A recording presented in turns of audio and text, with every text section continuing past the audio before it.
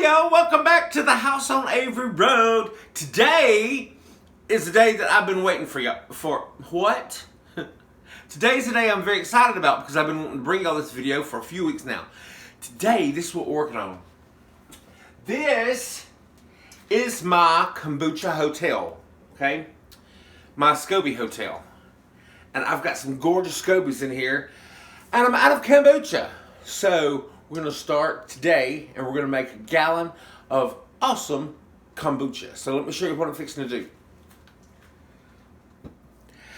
Now typically I don't measure this part, but I know if I don't measure this part there's probably going to be some questions. So let me measure this part. I'm just boiling water right now. And I use for my kombucha distilled water because I don't have filtered water coming out of my sink and it's chlorinated and you don't want to use that. So I use distilled water or spring water or just any kind of water that doesn't have any chlorine in it. So right now we're just fixing to boil some water. Now I'm going to tell y'all how much water we need in this pot. So that's 4 cups just to boil some water. I can already see it's going to be about 8 cups to start.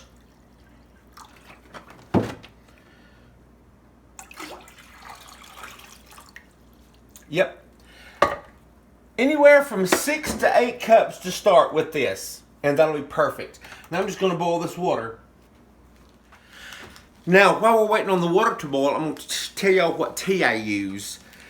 And you can use any brand of tea that you would like, really. I like to mix green tea and black tea. So for the green tea I'm using 3 tea bags of this Bigelow Green Tea Classic. Like that. I just got these at Kroger. I'm using 3 bags of that. And then I'm using just a classic Lipton black tea. No flavored tea. No caffeine-free tea or anything like that. Just the plain Lipton black tea. You can use any black tea you want to. So I'm using 3, 4, 5. I'm using 6 bags of the black tea. Now just waiting on that water to boil.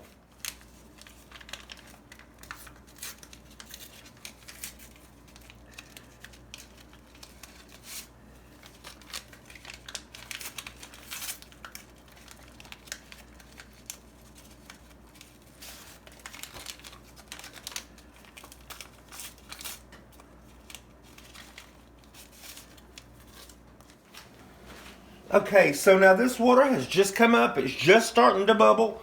It's not at a full rolling boil yet, but that's okay because it's hot. It's fixing to be a rolling boil. So I'm going to turn that off. And I'm just going to toss my tea bags in.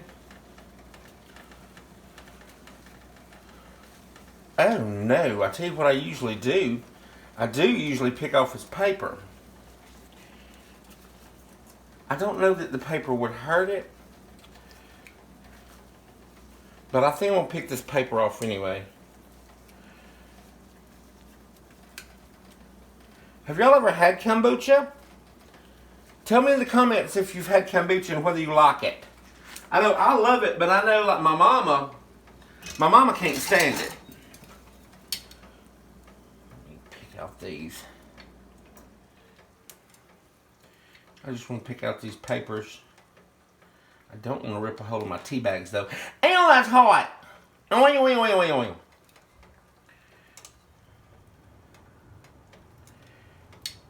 There we go. Now, set this back here and cover it up so it can steep down. Okay, y'all, let's talk about how long do you let this steep. Some people gets their drawers in a jangle if you let it steep longer than 20 minutes or longer than 15 minutes. I've been making kombucha for a while. I've never had a problem with it. So I'm just going to let it sit there and cool off. If I take the bags out in 30 minutes, it's okay. If I take the bags out in an hour because I forgot about it, it's going to be stronger, right? because the longer you leave the bags in the truck, it's going to be, I'd say at least 30 minutes. 20, 30. Just do you, because seriously, I'm like a novice at this. No, is that the right word? Novice? Amateur? I'm amateur at doing kombucha, but mine's always turned out. So I think a lot of people tend to over-analyze and make this process harder than it needs to be. And I'm going to show you something in just a few minutes that's really going to be the judge of your kombucha. If you can get it to look like this, you've done a great thing. So just let that sit there, and then once we start to make the actual kombucha, we'll come back and I'll show you. Okay, so it's been about an hour. This is still very hot. So what I'm going to do is I'm going to take the top off this. I'm going to get these tea bags out now. Get me a little spoon. That's the fork. A little spoon and strain them off. And then once I get this done, we're going to add some sugar to this so that it can dissolve real good. And we'll let it cool almost completely so that when we mix it with the rest of the water, it won't kill our SCOBY. Because you want this about room temperature. Because if you put SCOBY in a very hot tea, it's going to kill your SCOBY, and that's not going to be good. That's all. So I'm just going to finish up doing this, and then we'll add some sugar. Okay, I may not know much, but I do know that for 1 gallon of kombucha, you need 1 cup of sugar. Now this is pure cane sugar. That's what I like to use. It's non-GMO. A lot of sugar, if it doesn't say pure cane sugar, will be used from sugar beets. I'm not a health person. I don't know what that means really, but I do know it's GMO and you're not supposed to have that. So I try my best to cut out as much GMO products as I possibly can. So I've added the cup of sugar to this. I'm going to stir it into dissolve. Then I'm going to sit over here and let it cool until I can start the kombucha. Okay, so it's time to do this kombucha. This has cooled down really good. And what I did, I had to go get this jar. This is just a kombucha jar, and I've got a lid for it that I've saved and cleaned out because I went and got this, which is kombucha vinegar. Both of these was going to be kombucha, but I left them for way too long, and they both turned into vinegar. This one I made a SCOBY hotel in, and this one I was just going to save some of this kombucha vinegar. However, when I went and got it, just went and got it out of there, I hadn't looked at it in a couple of weeks. This happened. So come over here and look. It has formed a brand new SCOBY. So this is a brand new SCOBY, and I want you to look in here at it. This is what a SCOBY is supposed to look like. Gorgeous. Now there's going to be some scraggly bits hanging off down here in the bottom, and you're going to have some stuff that looks like this in the bottom on the bottom of the SCOBY, but that's perfect. So what I'm going to do right now is I'm going to take this SCOBY. I'm going to transfer this new SCOBY to my SCOBY hotel, and I'm actually going to use an older SCOBY like this. This is an old SCOBY to make my new kombucha. So I'm going to put that in there. We're going to grab this, put this in here. This is the SCOBY hotel. Now, put the lid back on that, or the cover. But what I'm going to do right now is I'm going to take this over to the sink, and I'm going to pour off this kombucha vinegar. This is gorgeous kombucha vinegar. And I'm going to pour it into here, and you can use that to make salad dressings and other things like that, just to give it a little tang, maybe just some greens or some collards. Gorgeous stuff. And I'll actually taste that in a minute to show you. But I'm going to pour this into here, and then we'll come back and we'll get this started. Alright, now when you make a kombucha, you need, first off, you need a SCOBY, which we've got, and you need starter liquid. You need about a cup of starter liquid to start this whole process. Now, I got mine from Amazon. It came with a very gorgeous SCOBY, just like this one from Amazon, and I think I paid like $9.99 for it, something like that, maybe $13. But it come with a SCOBY and it come with starter liquid. That's how I started my first gallon. And you can see how many SCOBYs that you can end up with. They just multiply and multiply, right? So this is my kombucha vinegar that I just pulled out of this jar. I'm going to reserve about a cup and a half of this to start my other kombucha with. So right now what I need to do is take this towel, cover my SCOBY Hotel back up with a rubber band, and put it back in there in a closet.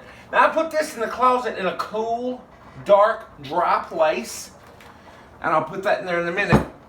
But right now what I'm going to do is I'm going to save about a cup and a half of this for our fresh new batch of kombucha. If you let kombucha go too long, it'll turn into kombucha vinegar. So I'm going to save some starter liquid. That's about a cup and a half right there. Let's put a little more. It doesn't hurt. And now this, even though this is great stuff, I've already got enough of it, so I'm gonna pour this out, but I'll show you. That vinegar, it's not that tart vinegar that you can't drink. You could drink this over ice. You could sip it, and really good for you. But I'm gonna pour that out. Now, what I have to do now is pour this. Let me cut this timer off. Pour this tea into this jug. Now this is the tea that we made earlier.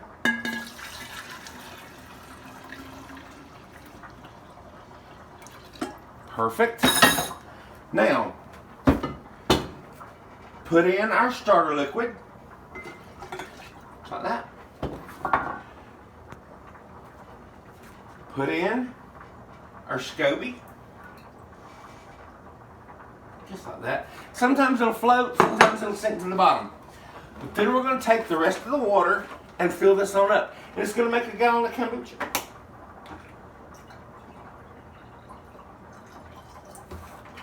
It's going to sit covered in my closet for about 10 days, and then we'll test it after 10 days. And I'll bring y'all back for that process. So there we go.